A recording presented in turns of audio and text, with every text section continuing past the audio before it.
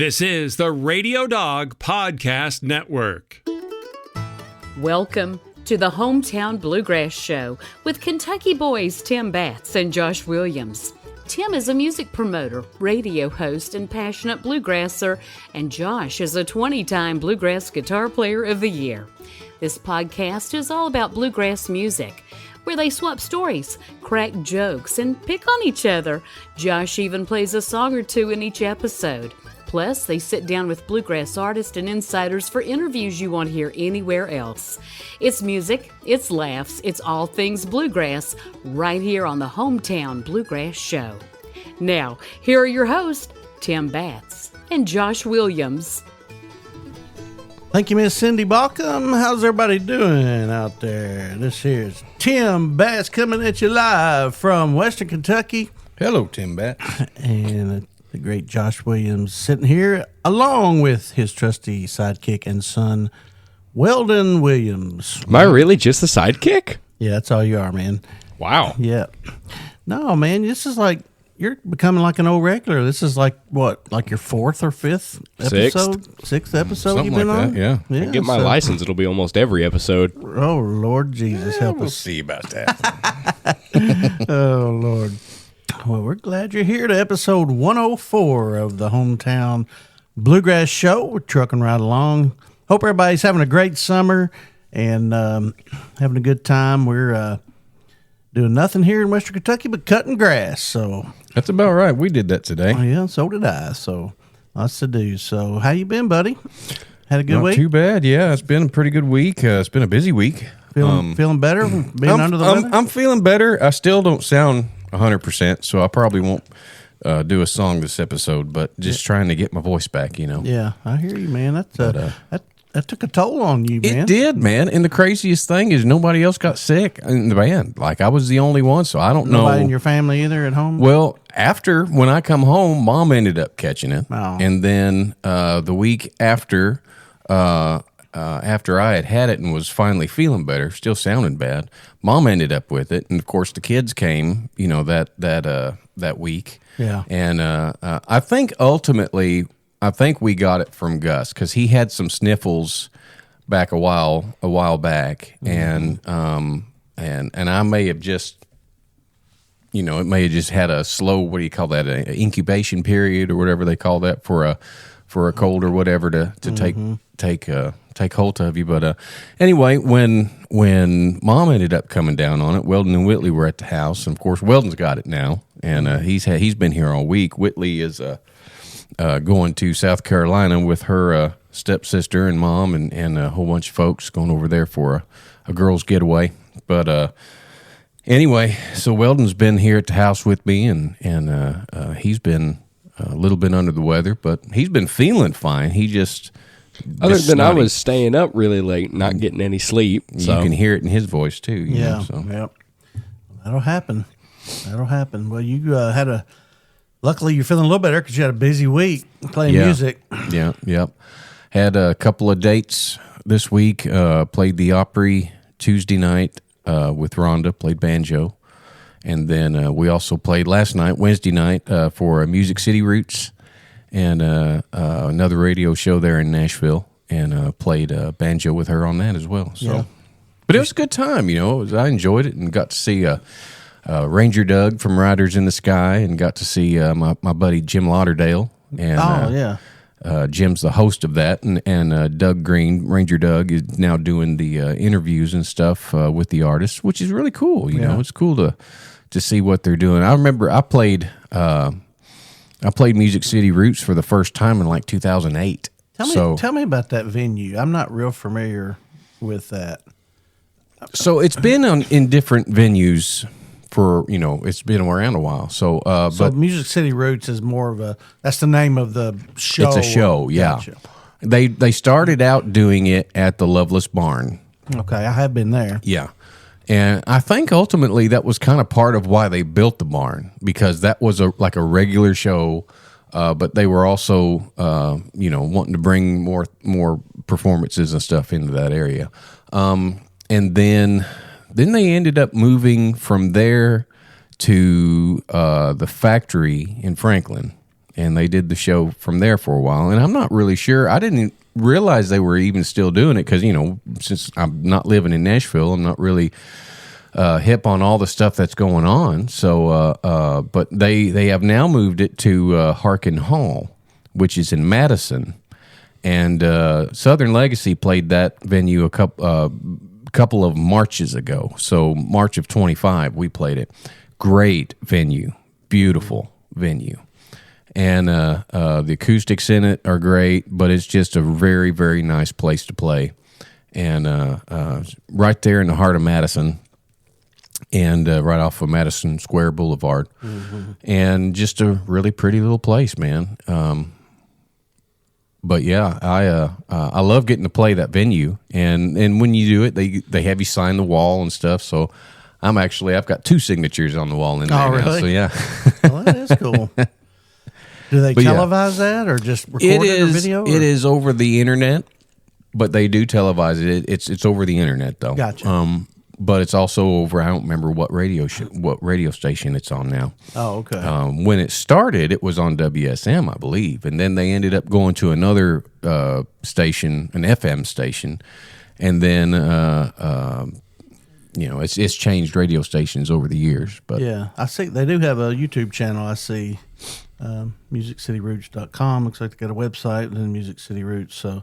Yeah, that's cool. Jim Lauderdale's been the host of that for years, and he does just a great job. He and Keith Bilbrey, and of course Ranger Doug.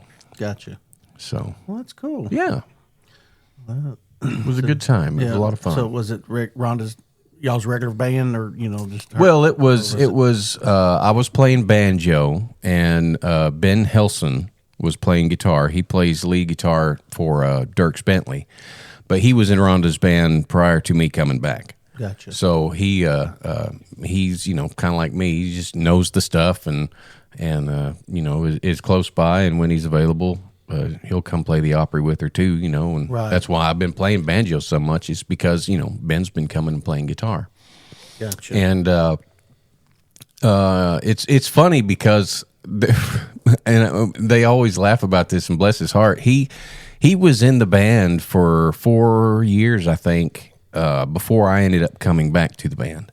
And people called him Josh the entire time he was there. Does he look like you? We favor a little bit. Yeah. He's younger than I am, but people just, it's amazing how many people. We ended up getting a conversation about this with Mickey. It's amazing how many people don't pay attention. Oh, right. And so they don't realize that Josh had left and that Ben had come in. So yeah. So it was pretty funny. Sorry, I'm getting a text from Teresa England, so I just sent her a picture of us recording. Oh, did she text me? Nope. She had a question about the festival next weekend. Anyway, well, that's cool, man. Yeah, speaking of which, we are a week away from the Bluegrass on the Bluff Festival in Columbus, Kentucky. At Columbus that's right. Belmont State Park. It's this episode will come out on Friday, May 29th, and then the following Saturday, June the 6th, Southern Legacy will be there playing, and along with 4 other great bands. Dalton Harper Band will be there, and who is Dalton Harper? I think it's Hannah Harper's brother. Oh, yes, that's right. That's right. Now I know who you're talking about. Yeah. Okay, yeah, take that, Dalton. But it's going to be, what a beautiful place and great venue, and that's what Teresa Anglin was just texting me questions about that. People are messaging. We had our last meeting with the board today about it, and expecting a big crowd. It look like we're going to have a lot of people. So that's great, man. Yeah, that's great. It's a buzz around here. So for sure. So anyway, if you hear this podcast and you're within driving distance, come to Columbus, Kentucky, to Columbus Belmont State Park, Civil War Battleground State Park, and we'll be up on the bluff overlooking the Mississippi River, listening to great bluegrass music. So yeah, man. And Bluegrass Festival season is in full swing now. It is. It's going strong. You guys are playing several this year, aren't you? Yeah, we are. It kicked off back in April with the Big Lick Festival. They kind of kick off the outdoor festival season, and now we've gone through Memorial Day weekend, which was the Tony Rice Memorial Festival over in Camp Springs, North Carolina.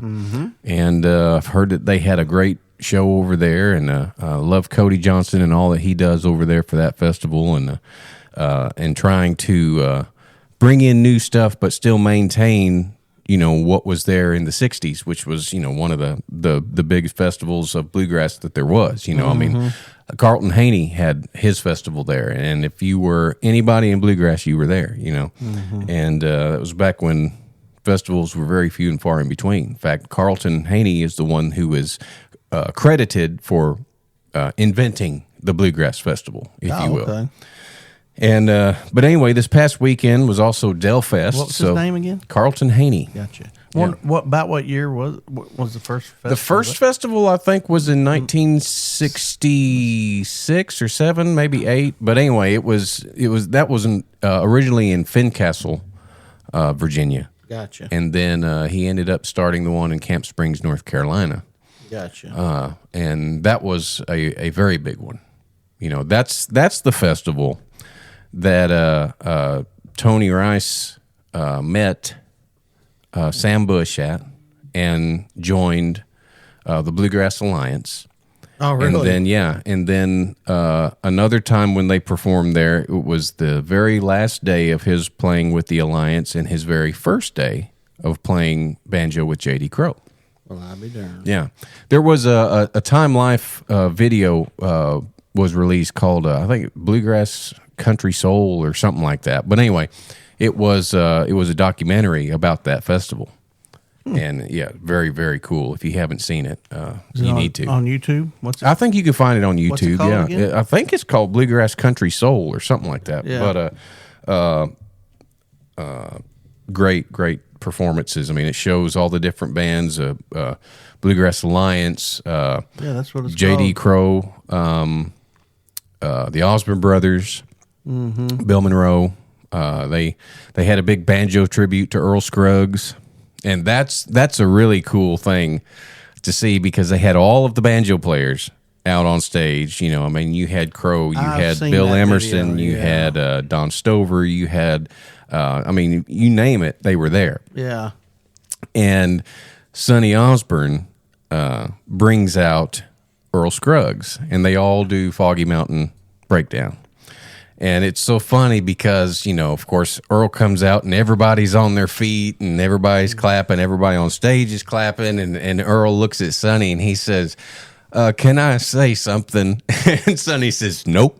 And just keeps clapping, and laughing, it's really funny. But Earl and Sonny were very tight. Yeah, that their website, bluegrasscountrysoul.com, that's it. The main picture is all those guys playing banjo. Yep, yeah. Sure enough, man. Yeah, that's the one. So that stage is still there. And that's the stage they still use. Now, they've added to it. But they have kept that original facade. And where's it at? There. It's in Camp Springs, North Carolina. Gotcha. That's pretty cool. Yep. Pretty cool. Yeah, bluegrasscountrysoul.com. That's Yep. Pretty neat stuff on there. So. And then Delfest has come up, and then now we're right here at fixing to be time for Bluegrass on the Bluff. I know it. I'm First excited, annual. I know it. We are super excited about this festival, and we hope it's annual. Yeah, absolutely. Well, I'm gonna work hard to make sure that happens. So yeah, we're gonna do it. So it looks like Southern Legacy has a busy June. You guys going to Washington, California? Goodness gracious! Yeah. We couldn't find any gigs around here. No. So when are y'all going to California? I got you a gig later around here. Month. Yeah, the one. That's it. I can only afford to do it. Oh, that's funny.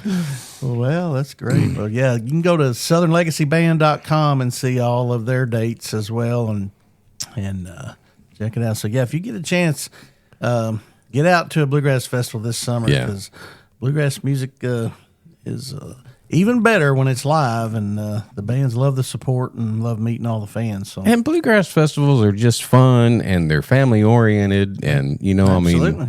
There's not a whole lot of that left in the world anymore. I know. That's why I wanted to do this festival. We don't have many here in Western Kentucky, the far end of the state, and so we put a nice one together. It's a beautiful venue. We got a covered picnic area where they can jam. We've got tons of food vendors, and and there's putt available, and just all kind of great things.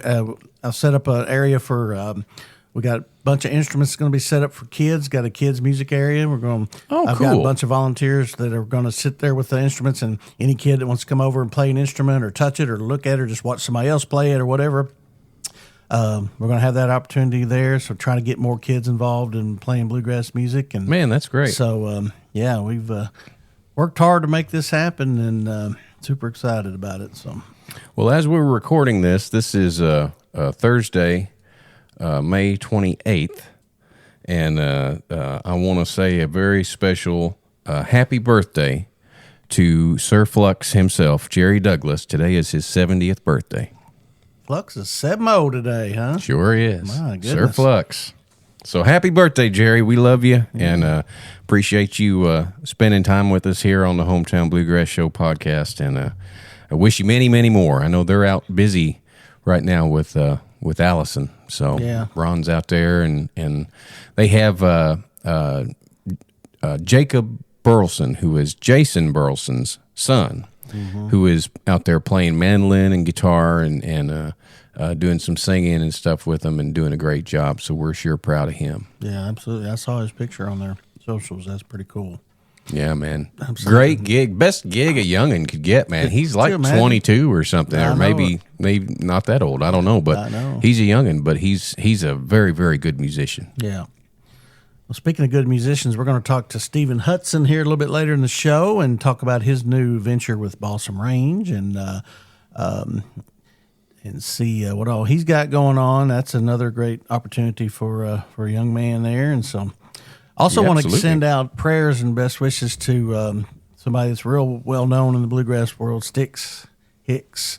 Not doing Alan Hicks. Yeah, not doing real well, and with his health, and we just praying for you, buddy, and hope you get better soon. So, yeah, just know that we love you and we appreciate you, and thank you for always bringing me Ale8s on hot days, and all you've done to promote bluegrass. And he's always gone to just about every festival he's been to and recorded shows and putting them on YouTube and stuff and getting to share the music with a lot of folks. So we appreciate him. Absolutely. And also, we have a lot of sponsors that we should talk about too while we're absolutely. While we're here. I had in my hand our new Hometown Bluegrass Show podcast Bluetooth beverage cup, I guess we'll call it. That's a mouthful. But Hopeless Holler Trading Company is... you will not get a Bluetooth from drinking out of this, will you? No, you will not. Okay. But what you can do is you can pour your favorite beverage of choice, and you can link up that Bluetooth speaker that's attached to the bottom of this cup, and you can listen to the podcast or your favorite bluegrass music. Wow. It's got our logo on there and everything. It's cool, and you can find it at Hopeless Holler Trading Company. That is actually hopelessholler.shop. And just go to the collections page, and they support a lot of bluegrass artists, and now they help support the Hometown Bluegrass Show. And we got shirts and hats and stickers and cups and all kind of cool stuff. So be sure and check that out at hopelessholler.shop and go buy you some Hometown Bluegrass Show merchandise. Yeah, man. You'll want to be repping all that at the festivals this summer when you're out and about. We got some great shirts. We usually end all our podcasts with, if you got time to breathe, what is it, Weldon? You got time for music. I will never live that down, will I? And so we actually have a shirt now that says that. On the front, it's got our logo, and on the back, it says, if you got time to breathe, you got time for music. Old Briscoe Darling That's saying a quote there. from Briscoe Darling. We got some 0044 merchandise on there, and some Kentucky merchandise, and some cool things. Well, you had some really cool ideas that you shared with them. So, having a shirt that actually has the state and the name of the state, having Kentucky on there, and then home of, what did you said, home of Monroe? Yeah, home of Monroe, Skaggs, and Crow. There you go. Yeah, that's a great shirt there, man. All from the state of Kentucky, just like you and I, and so it's a really nice looking shirt. So. Yeah. Spinning 0044 since day one. Yeah, I know it. I love it. You had some good ideas there, man, that you sent them. Thank you, man. I appreciate that. Well, we're excited about our partnership with them and being part of the Radio Dog Podcast Network. Just a new network that joins a bunch of podcasts together, most of them music related, and just try to join forces and create strength in numbers. So that's right. Brother Rick Dollar heading that up, and we're proud to be associated with him, and really proud to be associated with the Bluegrass Hall of Fame and Museum, specifically the Bluegrass Unlimited magazine. If you don't get the Bluegrass Unlimited magazine every month in your mailbox, you are missing out, because if you love bluegrass music, you need Bluegrass Unlimited. It's the leading magazine for bluegrass fans since 1966, published by the Bluegrass Music Hall of Fame and Museum in Owensboro, Kentucky. It's a monthly magazine that features exclusive interviews, music reviews, festival news, and more from the world of bluegrass, delivered right to your door. Yeah, man. From legendary artists to the next generation of pickers, Bluegrass Unlimited brings you closer to the music that we all love. Our listeners can use promo code HOMETOWN for a discount when you subscribe today at bluegrassunlimited.com. So check it out, because I get mine every month. Do you? I hope you do. So, that's right, man. That's absolutely. right. So, and of course, we have our friends that have been with us since day one. Mark Rogers with McEwen Guitar Picks. No, that's not McQuan. That is McEwen, and that is a family name. If you're wondering about that, his I believe it was his wife's grandmother's maiden name or something like that. I can't remember the exact story, but that is McEwen Guitar Picks, made right here by hand in Western Kentucky. that's right. And Mark will be at the Bluegrass on the Bluff Festival in person, because we'll be giving away some McEwen Guitar Picks as well as some Page Capos, and we're going to give away 5 prize packs valued at about $100 each during the festival, and each one will have a McEwen pick in it. And but Mark will be there himself to help show you what he's got and demonstrate, and Josh will be there to show you how it's done when they take the stage. So. That's right. That's what I use all the time these days. So absolutely appreciate him and our folks over our friends, I should say, over at Page Capos, and of course BanjoBenClark.com. That's right. Absolutely, we appreciate all they do for bluegrass music, and our local sponsors, Paducah Insurance and the Lake House Inn. If you're ever in the Kentucky Lake area and you need a place to stay, check out the lakehouseinn.com. And it's a beautiful facility with an amazing swimming pool, heated with fountains and lights. Ooh, and all kinds of cool nice stuff. Yeah. Don't dive into it, though. Bats Music and Media, even DJs and karaoke's there during the summer poolside. So, yeah. A cool thing, so y'all come check it out at the Lake House Inn. So anyway, Weldon, you got any words of wisdom for us or anything? He shrugs his shoulders, he hesitates. I don't have any. And it's nothing. Oh man, but that's all right. That's all right. We'll just there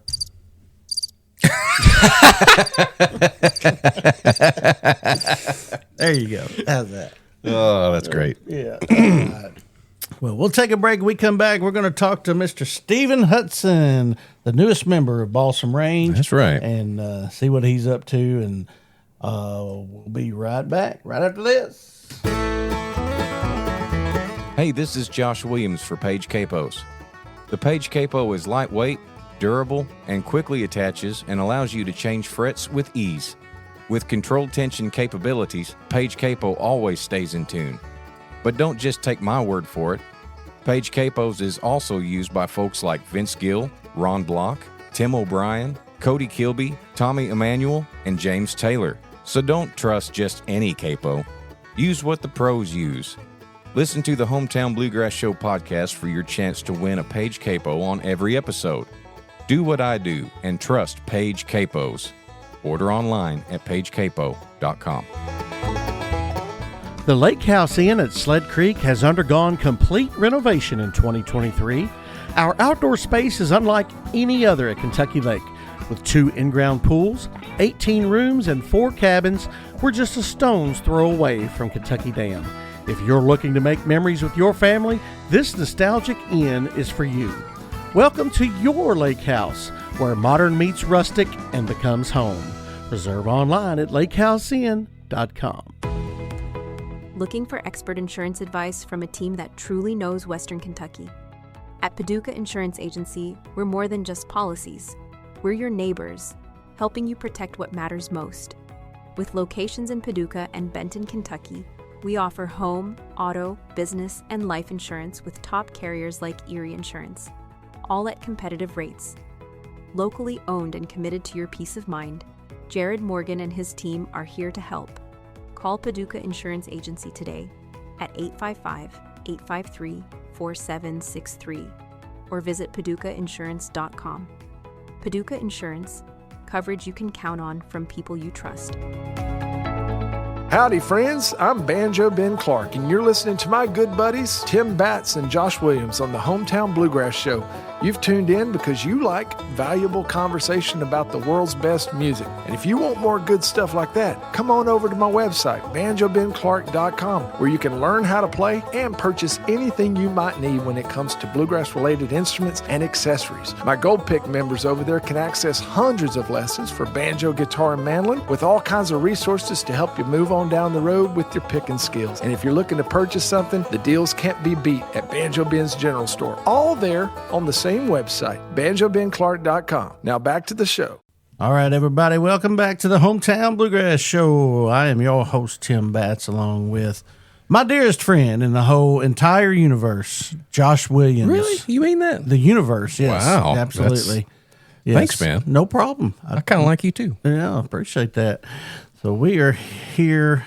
I can't even remember what episode we are on. It's like 197 or something. But, 104, 105? Something like that. But we are having a ball on this episode, and we are super excited to talk to a bluegrass legend. We'll go with a legend. Yeah, legend works, I think, right? I think so. Well, he's about to be a legend. He's anyway. a legend in the making. Exactly. Well, we got Mr. Stephen Hudson on the line. How are you, buddy? I'm doing well. You were talking about a bluegrass legend. I thought you were talking about Josh there. Well, don't give him a big head. We try to build him up, but we don't want to tear him down too bad. Hey, man, I've done a lot of legendary stuff. Yeah, I'll say. It ain't necessarily been great, but it's legendary. That's right. I've definitely made a name for myself, not necessarily a good one. Exactly. Well, Stephen Hudson, you are officially the newest member of Balsam Range. How does that feel? It's still pretty hard to believe. Yeah. I'm super excited about it. Still pretty blown away by the opportunity, and very grateful. It's been a huge blessing already. Yeah. And it's been fun. Well, good. Well, I want to get to that here in a little bit. I just wanted to kind of let people know. And where do you live? In Virginia, is that right? No, I live in South Carolina. So Westminster, South Carolina. It's kind of near the Clemson, South Carolina area. The furthest west county, Oconee County. So we're kind of nestled in the corner of South Carolina, Georgia, and North Carolina. Gotcha. Okay, cool. And is that where you were born and raised in that area? No, not too far away, though. Originally, I'm from York County, South Carolina. So that's, if you're familiar with Rock Hill, it's about 30 miles south of Charlotte. Yeah. So that's where I grew up and lived there the first 21 years of my life, I think. Yeah. Well, cool. Well, that's awesome. Well, you and I met about almost a year ago, I guess, at IBMA in Chattanooga. Mm-hmm. I was podcasting in the Page Capo room, and I can't remember if you just was walking by or how we actually met, but somehow we were introduced and we talked and struck up a friendship. Do you remember why you were there? Yeah. Well, I was there to pick, Gotcha. But we had recently gotten to know the folks at Page Capo, and they're the ones that actually introduced you and I. Okay, that's right, because I was in the to Page each Capo other. room. Yeah. Right, Yeah. right. And they said, "Oh, we want to introduce you to Tim, and he's got this great podcast, and you need to talk to him." Yeah. And I'm like, "Well, okay, sure." That's right. Okay, They're real good at that, They making are. sure that they get everybody introduced and Yeah. and Yeah, Brian and Lisa are great people, man. They just they're Absolutely. awesome. So that's cool. So so we met and we got to talking, and you and I, hit it off right off the bat. I think at the time I was leading music at a church. I think you were also a worship leader at the time, and so we struck up a conversation. I think we ended up interviewing you, even was on the podcast. I think during that IBMA episode, I believe. So Yep, sure was. That was unexpected, to say the least. I was just there to jam, man. Yeah. I was trying to get some more content for my YouTube channel. gotcha. So Yeah. I post bluegrass jam videos, and I guess that started back in 2015, 2016, something like that. Yeah. So I think that's probably where most people know me from, to be honest. Oh, okay. Is the YouTube videos, Spigma Jam, and now IBMA Jam videos. Just Yeah. a lot of fun getting to share that. And there's so much of this that goes on in a hotel room or a hallway that nobody ever sees. And there've been some amazing jam sessions, Right. that nobody's ever gotten to enjoy. And so I like to just share that with folks. Right. It doesn't matter if I'm in the jam or not. I just like for other people to be able to experience it. And folks have been really gracious as well. So like they'll come up to me and say, "Hey man, thanks for posting the videos," or I practice with your videos. Like I'll just set the channel going and just practice different songs and try to learn stuff. And so that's been really humbling to hear from folks. Yeah. Well, that's great. Now I see. I just clicked on subscribe, so I'm your newest well, thank you. subscriber. So folks can find you on YouTube's Stephen Hudson _ fiddle, I guess is the actual name. 3,500 subscribers, and there's almost 700 videos on there. So that's a lot of great content. I'm sitting here scrolling through, and it looks like some great stuff people can practice to and listen to. Yeah, it's a lot of fun. Yeah. And now people are saying, "Hey, can you come, join our jam, or can you come video our jam, or stuff like that?" So it's honestly opened a lot of doors over the years. Amazing how YouTube does that for people, isn't it? Yeah. Indeed. It's pretty cool. Pretty cool.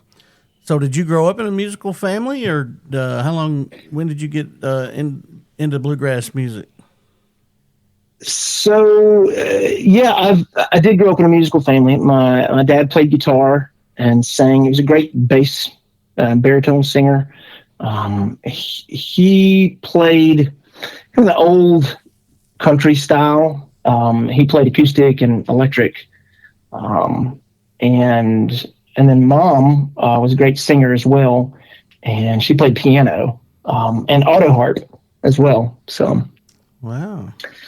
And so I had two sisters, and we just were singing as far back as I can remember. So it was singing at home or at church, or Mom and Dad would take us to the local nursing home and just perform for the folks there. And so I never really felt uncomfortable singing in front of people. Yeah. Thanks to that kind of upbringing. Right. But as far as bluegrass, one of the earliest memories that I have of playing bluegrass is Dad knew some guys in the church that played bluegrass, and we went over to their house a few times. Some older gentlemen, and they were playing, just super old, Salty Dog Blues, or Bringing Mary Home, or, some of these old standards. The good stuff. And, oh, yeah, absolutely. But I just remember being in this really dimly lit room with a bunch of old guys sitting around smoking, and, thinking, man, I can barely breathe in here. and then trying to scratch around on the fiddle.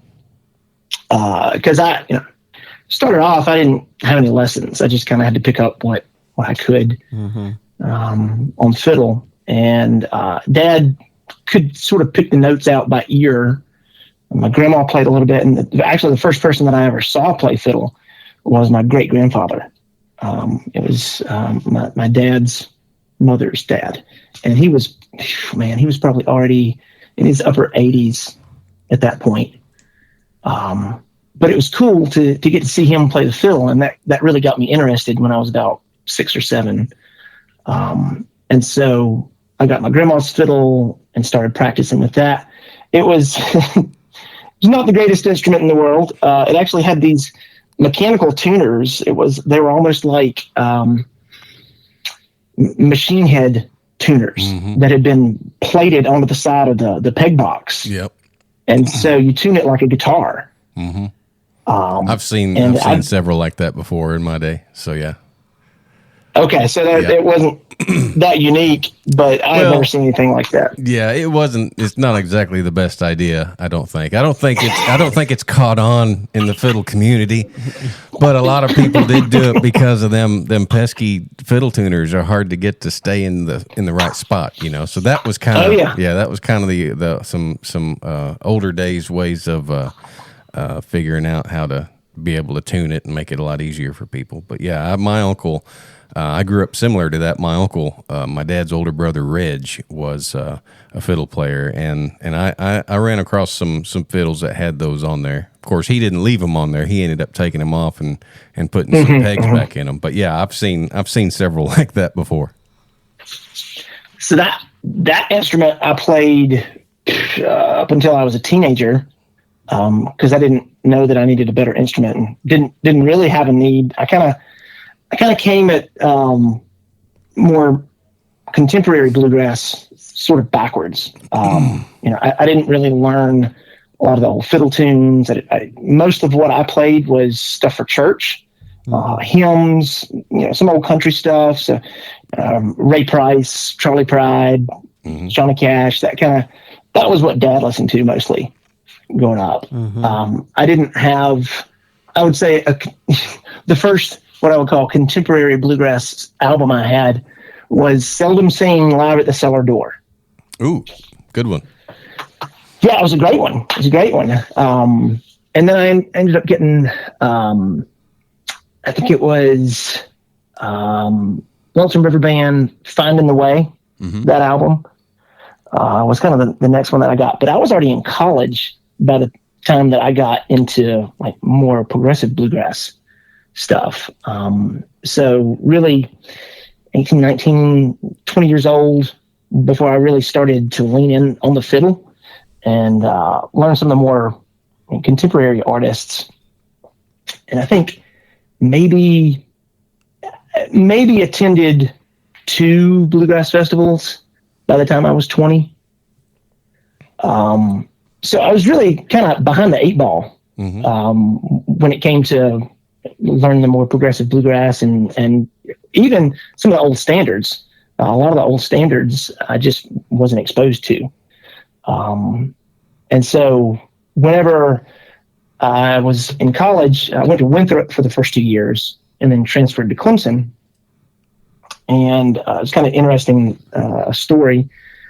I had been at Clemson for about 2 weeks and had my fiddle with me in the apartment there. And I was like, man, I'm sick of studying. That's all it took was 2 weeks for me to be sick of studying.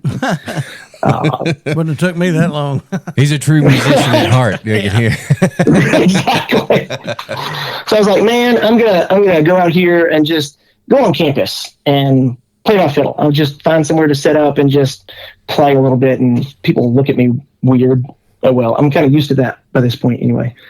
So I get out of the truck after I get to campus, and lo and behold, I heard a banjo. And so against my better judgment, I went towards it. You didn't paddle faster. Against my better judgment. Exactly. Yeah. So I walk over and it's this guy, he's playing banjo. There's a guy beside him playing guitar, another guy hanging out. And there's a few other people just sort of casually listening to him. So I walk up and I have my fiddle on my back I was like, hey, you guys mind if I jam a little bit? And I'm like, yeah, that's fine. So we started playing, and I knew a fair number of the same tunes they did, and they weren't really singing a whole lot, so I sang a few songs. And we got finished playing, and they were like, hey, man, we just started a band. Do you want to maybe come sing? We're looking for a fiddle player and somebody to do some lead and some tenor work. And I was like, yeah, sure. I mean, I don't have anything else to do. At that point, I didn't really have any other attachments here in the area. And you weren't studying, so, I mean, you might as well, right? We know that, right? So I was like, well, sure. So I go over, I think it was the next Saturday, Friday night. It was a Friday night. Go over and meet this guy's living with his parents because they lived in the area. So he was just a commuter student. And you walk in, there's his dad, there's a guy that's playing bass, who later turns out he played for Grandpa Jones for a couple of years. Wow. This guy was named Mike Sluter. They went to church together, but anyway, so walk in, have a kind of a jam / practice with them that night, and everything goes really well. And so they're like, hey, we're doing some gigs. If you want to join in, we'd love to have you. And that was 25 years ago when that happened. It was this coming September will be 25 years since that started, and that was the beginnings of Two Below Holler. Wow, y'all been a band a long time then. We have. We've still got 4 of the original members of the group that are still here. So it kind of the story sort of grows from there.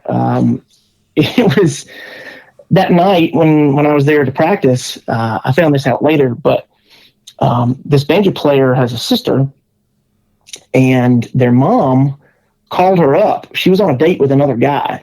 She called Jessica up while she was on this date and said, hey, you need to get over here. There's this cute guy that's playing the fiddle and he's singing, and you should really get home. And she's like, Mom, stop, I'm on a date. But she comes home while we're practicing, and we meet through the band. And she starts performing with the band as well, because she's actually a phenomenal singer. She's got a great voice. It's very similar to Alison Krauss, that kind of light, airy, pure sort of voice that she sings with. But so we started to date. Then my dad actually moved over to the area about a year and a half later. He joined the band. And so great guitar player. He can sing those bass parts and baritone. And then one of my sisters actually moved over to the area. So my sister started dating the banjo player that I originally met there on campus. And so, as it turns out, my sister married the banjo player. And then I married the banjo player's sister. So you're your own grandpa. Exactly. Your step uncle or something. So brother and sister married sister and brother. If we ever have kids, it'll be double first cousins, that sort of thing. Oh yeah. Wow. So I was so lost. I'm still thinking about the poor guy that got stood up while Jessica was on the date. I'm like, wonder whatever happened to him, Well, he's the father of the banjo player, and he's still around, and we're actually still friends with him. That's good. And they say bluegrass music is so intertwined, Right. Just like the family lines. That's exactly. That is hilarious. Oh my gosh. So that's great, though. So it was, it was me, my sister, my dad. It was Jessica, her brother, and her dad, and then a guy that played bass for us named Pork Chop. So we always tell people it's like a pork chop sandwich. We've got 2 different families and pork chop right in the middle there. Oh my! I mean, this is you can't make this stuff up. I mean, this is great. Yeah, I just thought of the title for this episode should be called Pork Chop Sandwich. There you go. Yeah. Ever had a South Carolina pork chop sandwich? There you go. Oh my goodness! Wow. That's amazing. So Tickle and Holler has just been around forever. So let's get into Balsam Range. So how in the world did that come about? You know, because Josh's bandmate Don Rigsby was filling in when Buddy left, and right. All that. So tell me how that story came about. Okay. So in probably 2012, 2013, something like that, we had a new banjo player come in, and his name is Michael Hill. I'm not sure if you've ever heard of Michael Hill. He's just a phenomenal musician. I was good friends with like Matty Denton, Jeff Parton, a lot of those guys in sort of that peer group. And Michael introduced me to Spigma. So I had never been to Spigma before 2017. He used to go all the time. Josh Hicks, you know Josh Hicks. Yep. Joseph Welburn. I know you know Joseph Welburn. Yeah, I know Joseph very well.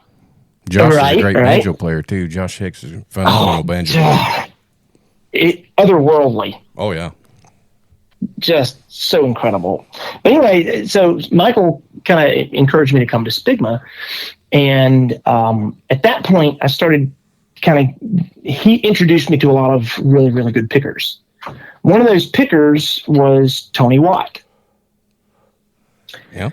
And so I got to jam with Tony a few different jam sessions, things like that. Well, years went by, and I got a text message from Alan Bybee. Alan, I don't know if you know, he lives in Myrtle Beach, so the other end of the state from where we're at. But he said, "Hey, I've got this mandolin camp going on, and I've got a couple of gigs during the Mando camp, and would like somebody to fill in. Would you be interested in helping us out?" So Tony had given him my information. So I was, of course, I said, "Yeah, I would love to do that." So he gave me a list of the songs, and I started woodshedding on those. I went down and played the gigs with Alan, Tony, Zach. I'm trying to think who else was down there filling in. But anyway, that went pretty well, and I was very excited about that opportunity to get to play with somebody at that level. And then I didn't hear anything else. So fast forward to 2024, Balsam Range was in the next town over at Walhalla Civic Auditorium, or Performing Arts Center. Mm-hmm. And walk up, I had never really met Mark Pruitt or Tim Surratt. I knew Alan. So I walked over and was talking to Alan some. And Caleb Smith spotted me. He came over and he said, "Hey, man, nice to meet you. I've seen some of your YouTube videos." And I was like, "Well, okay, yeah, that's cool, man. Thanks for watching. Glad you enjoy them." And that was that for that night. Well, about 3 months later, I found out that Buddy was leaving the group. Mm-hmm. And then maybe a few weeks after that, they had announced that Don was going to be joining them. And we're like, "Oh yeah, that's a great fit. Mm-hmm. He's got the chops to be able to do that for sure." But then about March of 2025, I got a text message from Caleb Smith, and he said, "Hey, this is Caleb Smith. Would you be interested in playing a gig or two with us?" Because Don was going to be, he had, I think, some Southern Legacy obligations, and they were looking for somebody else to fill in. So I think Alan had given Caleb my name as a potential fill-in.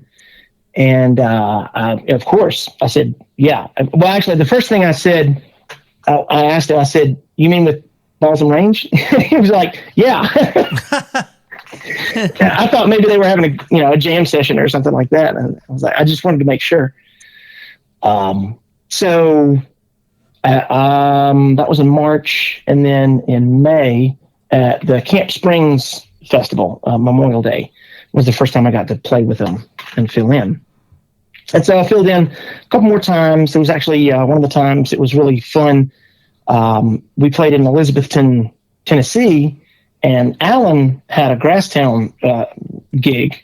And so Don played mandolin, and I got to play fiddle. And that was just like mind blown. Like I'm singing a song, and Don Rigsby is standing beside me singing tenor.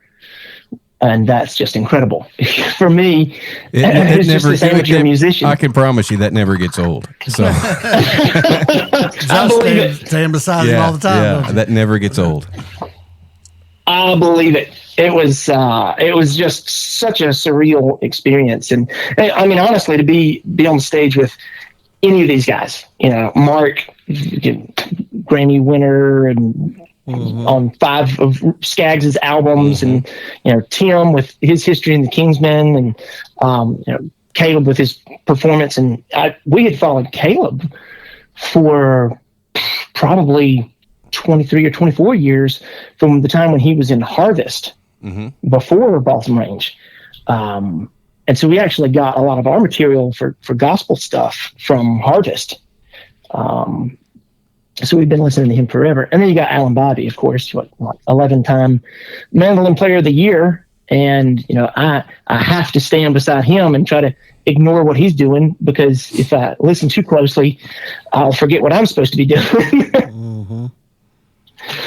So anyway, that all happened. And then early this year, as you know, Josh, things starting to pick up for Southern Legacy, and Don's leaning into that more, and decided to move onwards and upwards. And so the BR guys asked if I would join up, and I'm still trying to recuperate from that. Well, it's a great fit, man. It's a great fit. So, yeah. Well, thank you very much.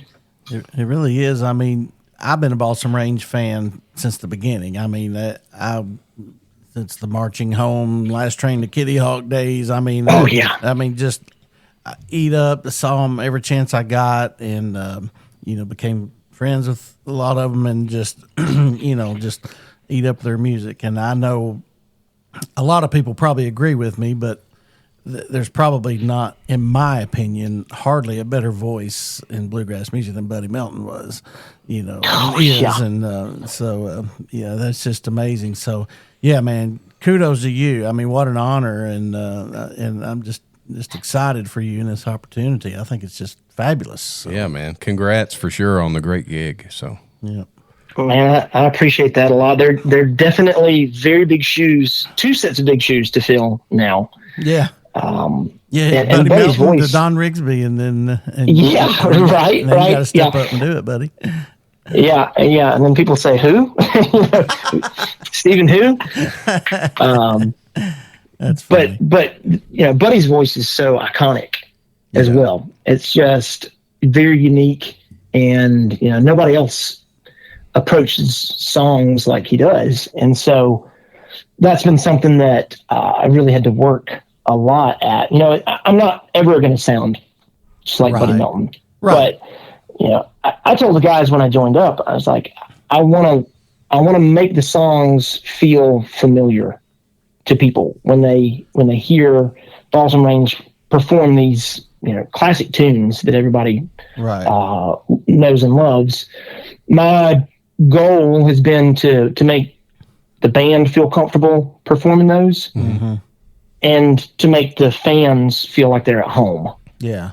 That was one of my biggest questions I wanted to ask you in this interview was, how did you approach that? Some of those songs that have been around, for 15 years, or, that people know so well that they probably still get asked to do all the time.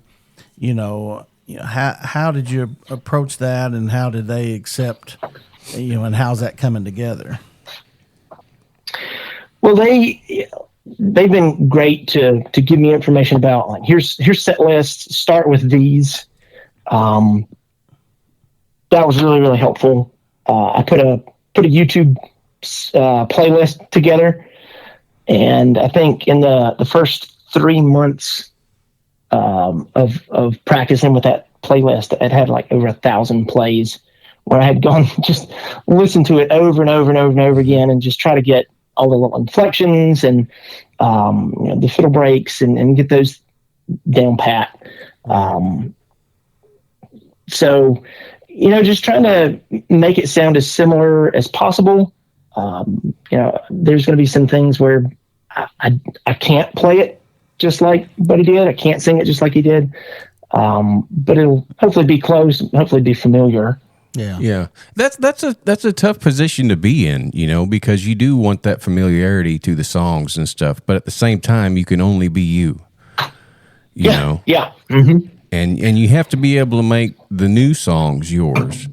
But trying to take an older song that somebody's already done and done well, and still make that yours, but still also be familiar, to the original sound. That's a difficult thing to do. But it seems that you're well on the way to doing that, man. The things that I've heard and seen, everything sounds really great. Man, I really appreciate that a lot. And all the guys in the band have been so welcoming and so gracious. Particularly with my bass playing. So there's, as Buddy's also a great bass player. Right. And so you're playing bass primarily? No. Primarily fiddle. So you're moving the bass when Tim moves to dobro. I got you. Right. Okay. There's a few songs that they do that allow Tim to play dobro, and so I'll pick up the bass. Right. I'm not a bass player, and so that has actually been one of the hardest things for me to pick up. I don't know if you've ever tried to play the bass and sing at the same time. It's not easy. It's not. There's something weird about it. Mm-hmm. Kudos to all those people out there like Tim Surratt that can play the bass and sing at the same time. Because for me, with the fiddle, I'm not playing while I sing. I set it down. Right. And so that's a foreign procedure for me. Playing guitar, it seems like it's a lot easier to play chords and sing while you're doing guitar. But bass, I don't know. It's odd. Mm-hmm. I've heard a lot of people say that. Yeah, I don't do it well. I don't even do well playing banjo and singing. In fact, I just played a couple of nights this week with Rhonda Vincent when I was playing banjo. I played the Opry on Tuesday, and then last night we were at a Music City Roots there in Nashville, and I played banjo on both nights. But I prefer to not be singing if that's the case. I'll sing if I have to, but the banjo stops. I didn't used to be like that. I could roll and all that stuff while I was singing. And then since I kind of stepped away from that and focused on, guitar and mandolin for so many years and coming back to it, it's like, okay, banjo stops here and I sing, and then I might play a little bit of fill in between lines. Right. But yeah, it's a whole nother ball game. And playing bass and singing, I always had mad respect for anybody, especially if they weren't a bass player, that could pick it up and just play and sing at the same time. It's like, wow, how, that's not in a normal person's DNA. Right. So it's really not. Yeah, it's tough. I've done it at church, and it's not easy just in that environment. So I get it. Yeah. Get it. Well, that's awesome, man. Well, I just so proud of you, and I just think it's so cool. And I didn't know if their final initiation question to let you in the band was that you had to answer how many times you do actually have to cross the Caney Fork River. And if you could answer that correctly, we'll let you in the band. Do I get a phone a friend? You can phone me because I know. Yeah, that song came out and Tim totally hopped in the car and started driving because he wanted to personally count it each time. Well, my sister and brother-in-law live in Charleston, South Carolina. So I have driven there many times over the years, and so I know that it's 5 times you have to cross the Caney Fork River. So, but anyway, that's funny. But well, man, it's So y'all have new music. It's been a great coming opportunity out. for sure. I mean, is there plans to record, or how many gigs have you actually done with them? So I think this past weekend is number 8, I believe. Wow. 8 in total over the past year. And yeah, we do have some music that's going to be coming out soon. So they touring so a that's been lot, exciting. or you guys have a lot of dates this year? Or? We've got a decent number of dates this year.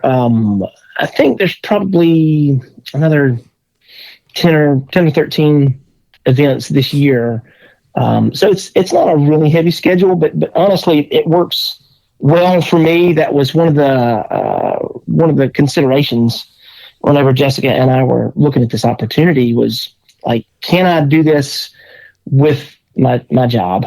Can I do this with still being able to move forward with Tugelo Holler, and we still teach youth and help lead music at church too. So I was going to ask you the if you're Lord, still doing that. yeah, God has been so good to bring this opportunity and make it possible to continue all those activities as well. It's just been a major blessing that we weren't even really looking for. Yeah. It just, the Lord brought it to us and made it work. That's great, man. Well, what an opportunity. And you're going to have to get on to them. They're going to have to update their photo on balsamrange.com because they don't have you added there yet. So we'll have to text him, tell him to get on that. So everybody's been pretty busy. Plus, if people think that Don's still in the band, then they might come. They might be more likely to come see a show, and when they show up and I'm there, they're like, "Well, who's this? Who's this guy?" Yeah. I'm sure there'll be a lot of people that haven't got to see you with them yet that will be coming just especially to see you with them, to see how it sounds. Because I know a lot of y'all's fans are just diehard Balsam Range fans, and they're going to love you no matter what. So yeah, great folks. I mean, everybody's been very welcoming. We played a show in Canton this past weekend. And the folks there were just that was really cool because those folks, like you said, that's the Josh, hometown crowd, right, So I saw them if you can pass muster with them.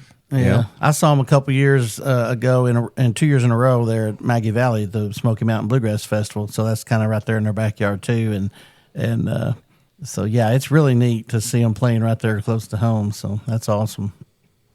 Oh yeah, that is indeed. So, well, dude, we are so proud of you, and just it's been an honor to meet you, and just wish you and Jessica all the best in that, and I think it's just fabulous. So we appreciate you being on our podcast, and hopefully everybody else that's been on here, at least one episode, we've made them famous. So you're well on your way now. So there you go. Yeah. Hot dog. No, I appreciate the opportunity, guys. It's always a pleasure to speak with you, Tim and Josh. We've run across each other here and there, but nothing significant over the years. I think you might actually have one of our Tugelo Holler ball caps. I was fixing to say I do still have that ball cap. He mentioned that before we went on the air, actually. Yeah. Sure enough. I said, well, I don't have a Tugelo Holler ball cap. What the heck? So, well, we can change that. We just got a fresh shipment of those in. You'll like them. The one that I got is the kind I wear. Yeah, it's the kind you wear. The Legacy. Yeah. Trucker. Josh wears those Richardson type hats, and my head's, I guess, too small. I got to have those non-structured small head hats or something. I look like Elmer Fudd if I wear a hat like Josh wears. So. Well, and I've got a 5 head, so he's got a 5 head. Oh yeah. Oh man, that's a little extra depth there. That's right. In the cap. That's right. A good deal. Well, man, thanks for taking the time to talk with us. We'll let you got dishes to go wash, man. So get in there and get busy, man. Don't let Jessica do all that work. I can keep talking, guys. I got another hour in me. I'm just Jessica just texted me and said, "Y'all shut up. He needs to come in here and wash the dishes."